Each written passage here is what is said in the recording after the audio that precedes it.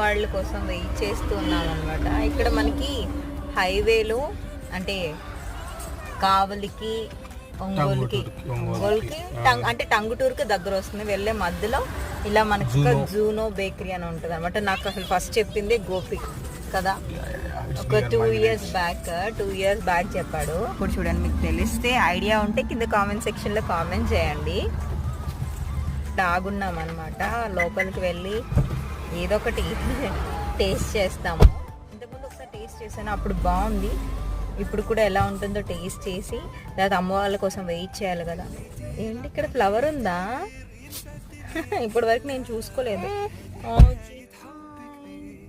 Actually కిడ్స్ని చూపించకూడదు కదా, చూపించకూడదని అనుకుంటున్నాను.